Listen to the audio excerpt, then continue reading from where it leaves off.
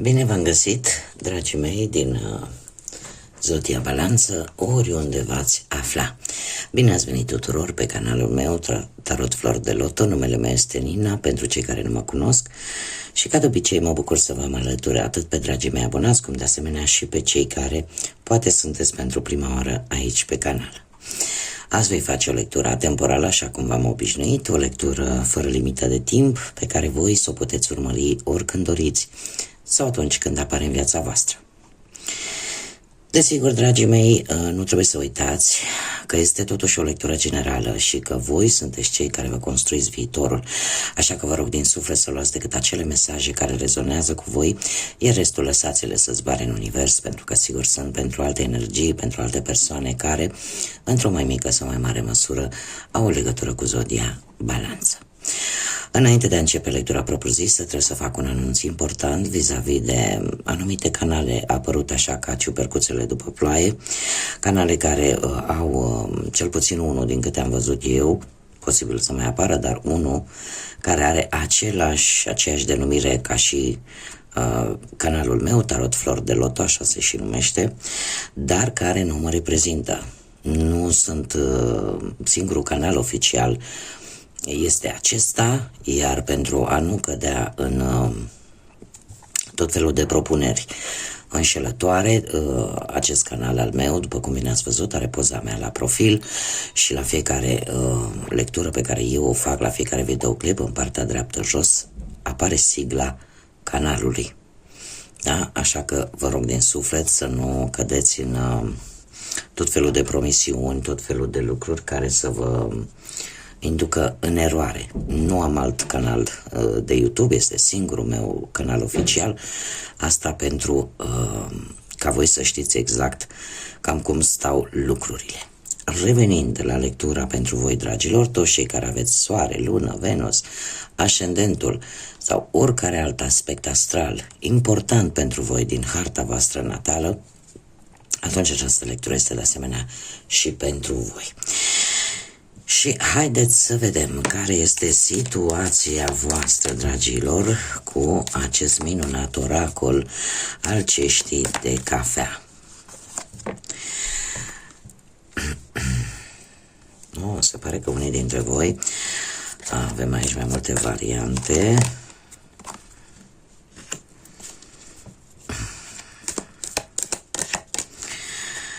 Imediat îmi scoatem o carte. Dragii mei dragi, se pare că unii dintre voi cu ceva timp în urmă ori ați făcut, ori ați acceptat o propunere chiar de căsătorie, de ce nu? Alții au făcut o anumită înțelegere sau un compromis important, sau poate ați acceptat nu știu, o înțelegere importantă pentru voi.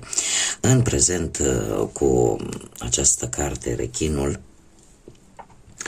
se pare că sunteți foarte atenți pe obiectivul vostru și mergeți înainte. Simțiți cumva că cineva parcă vă dă târcoale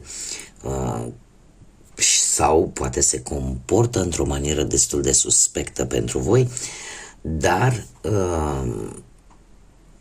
asta nu vă face să vă opriți. Da? Și mergeți înainte. E posibil ca după poate semnarea unui contract sau nu știu, ați început, poate ați dat vreun interviu, da? Să fie mai multă concurență, iar asta să vă facă să fiți un pic mai atenți și să se activeze acea energie de supraviețuire, în așa fel încât să încercați să mergeți înainte.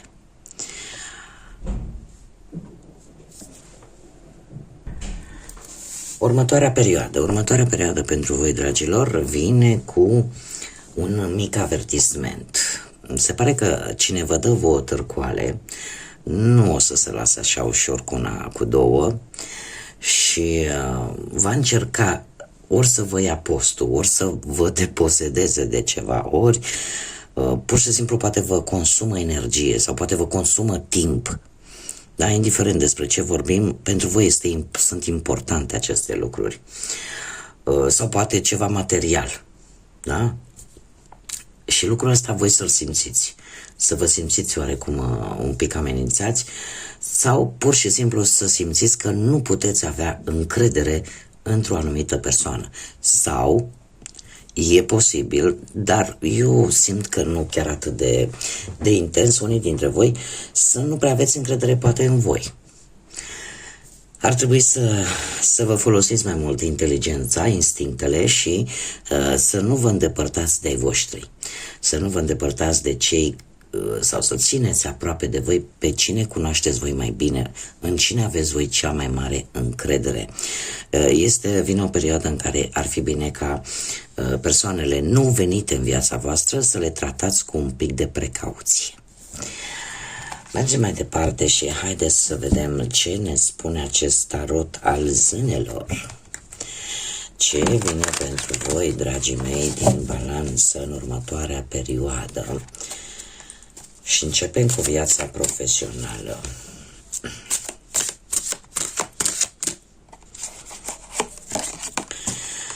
Dragilor, viața profesională, avem un 7 de iarnă, un 7 de iarnă care îmi spune că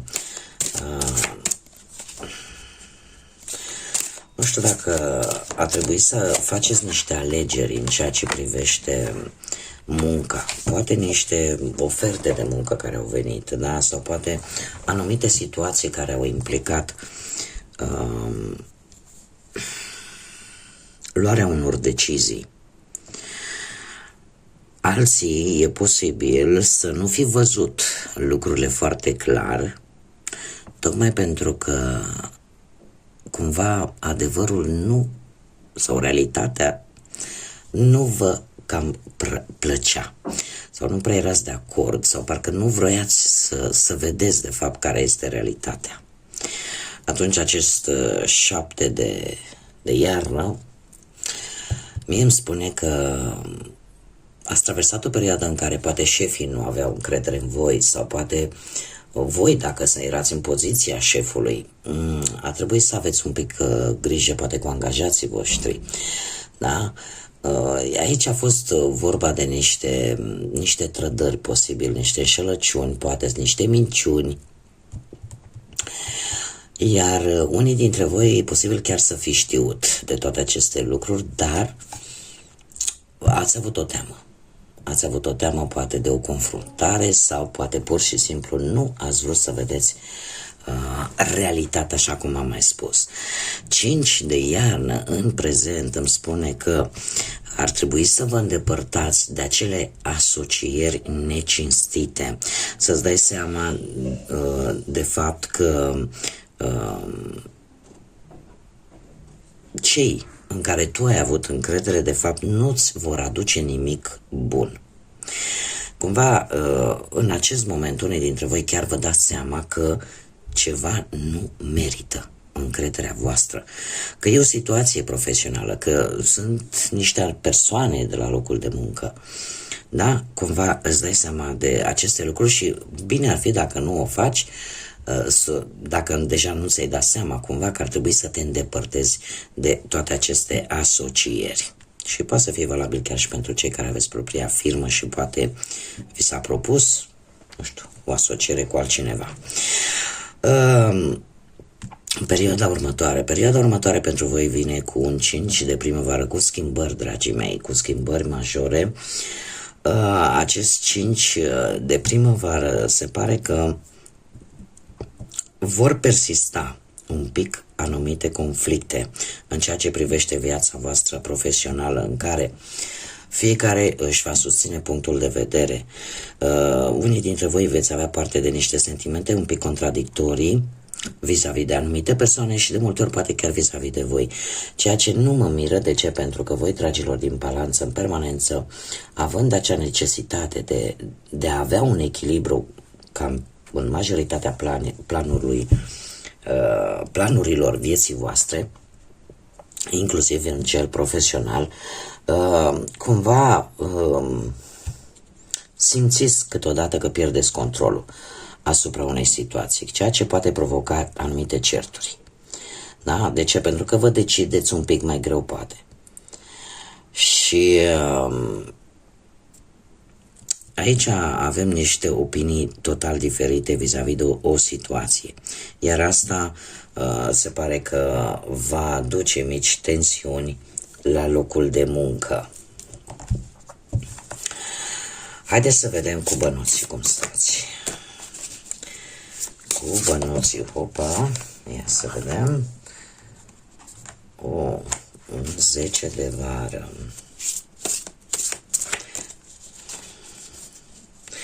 Să vă parte de niște persoane, posibil sau nu, să fie relaționate cu familia și cu ceva legat de o situație materială. Nu știu, voi ori ați dat niște bani cuiva în care poate să fie din familie sau nu, dar să fie o persoană pe care voi să o cunoașteți foarte bine și să fie avut încredere în respectiva persoană și să-i fi dat, nu știu, poate o anumită sumă de bani. Cert este că lucrurile nu stau chiar roz în acest moment. Ceva v-a întristat și e legat de bani. Ori voi sunteți foarte orgolioși în acest moment și nu vreți să cereți ajutor nimănui pentru a rezolva o anumită problemă materială sau ați făcut, să zicem așa, ați luat o decizie greșită din punctul ăsta de vedere financiar, iar în acest moment, logic că simțiți, cum să spun eu, anumite consecințe. Viitorul apropiat vine cu acest prinț de primăvară care îmi spune în felul următor, că toate aceste lucruri care vi s-au întâmplat în ultima perioadă sunt o provocare pentru voi, dar sunt cum să spun eu, e o provocare pe care voi o puteți rezolva, pe care voi o puteți depăși. Nu știu dacă apare un ajutor sau un sprijin din partea unei persoane relaționate cu zodiile de foc, berbec, leu, săgetător, dar se cere o acțiune imediată.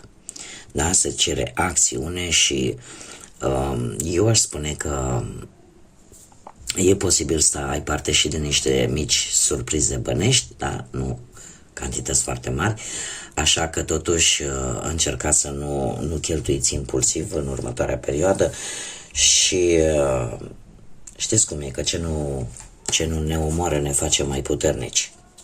Dar va fi o lecție pe care voi o veți învăța în ceea ce privește partea asta materială. Haideți să vedem cu dragostea cum stați. Începem, bineînțeles, cu cei care sunteți deja într-o pereche. Dragilor, voi ați traversat o perioadă destul de complicată, aș spune, în relația voastră. De ce? Ați avut o teamă. În ultima perioadă o teamă și v-ați imaginat ce a fost mai rău și cumva toate gândurile astea negre care v-au tot fluturat acolo în minte, posibil pentru unii dintre voi să le fi dus la extrem sau să fi fost duse, să le fi mărit mai mult decât ar fi trebuit sau decât era realitatea. În acest moment voi aveți anumite principii importante în ceea ce privește relațiile și cum trebuie să se desfășoare ele și cum trebuie să fie ele. Și se pare că în acest moment vă apărați aceste principii cu acest 7 de primăvară. E posibil ca relația voastră să fie traversat o perioadă, da, nu știu dacă aici puteți fi voi, sau o altă zodie de aer, la fel ca și voi, Gemeni sau Vărsător. Cert este că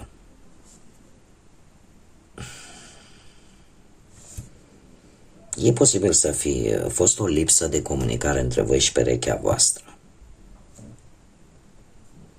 Și asta din, probabil, cauza să fie exact principiile astea diferite. Cum vedeți voi o relație și probabil cum o vede perechea voastră. Ce văd eu aici, în viitorul apropiat, este că ori voi, ori dacă perechea voastră are ceva legătură cu zodiile de aer, la fel ca și voi încercați să vă îndepărtați. Să vă îndepărtați ori de persoane, ori de persoana voastră de interes, care simțiți cumva că vă împiedică să evoluați. Și se pare că unii dintre voi veți pune cariera pe primul plan înaintea relației. Eu aș spune că unii dintre voi chiar vă gândiți la a rămâne singurei sau a divorța. Iar dacă nu sunteți voi, atunci inversați și același lucru este. E vorba de persoana voastră, de interes. Oricum, voi în acest moment încercați să vă impuneți punctele de vedere foarte, foarte puternic, să încercați să argumentați propriile voastre credințe.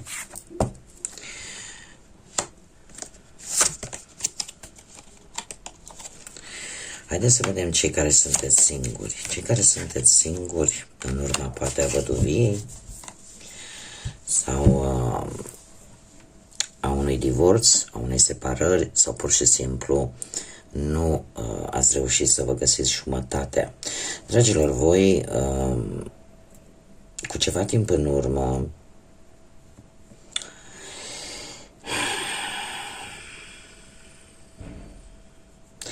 ați avut parte de un sprijin.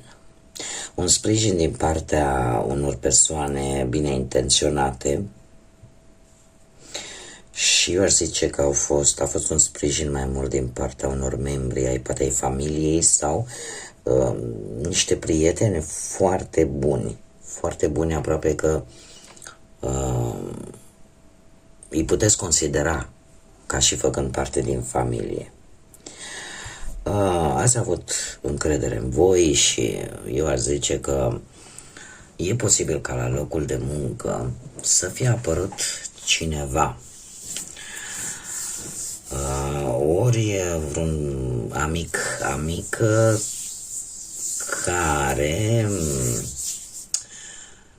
cum să spunem, în prima fază a fost doar prietenie, dar care e posibil să fie existat șansa de a se fi transformat în mai mult decât atât. Alții ați avut posibilitatea de a găsi un început așa romantic prin intermediul internetului sau poate, nu știu, la un concert, la un eveniment artistic. Acest 6 de vară îmi spune totuși că și-a făcut apariția în prezent cineva din trecutul vostru. Cineva care posibil chiar încă din copilăria voastră să-l fi cunoscut.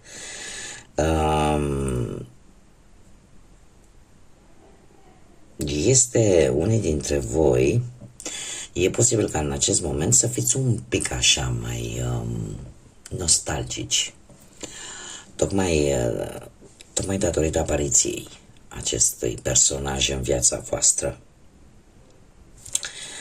Iar viitorul apropiat pentru voi, dragilor, se pare că vine cu o planificare.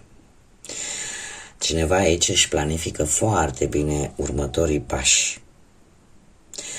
Cartea în sine îți sugerează să ai răbdare, pentru că încă sunt lucruri care vor veni foarte bune pentru voi pe plan sentimental. Dar și voi aveți un plan bine pus la punct și nu va întârzia să dea rezultate în ceea ce privește viața voastră sentimentală.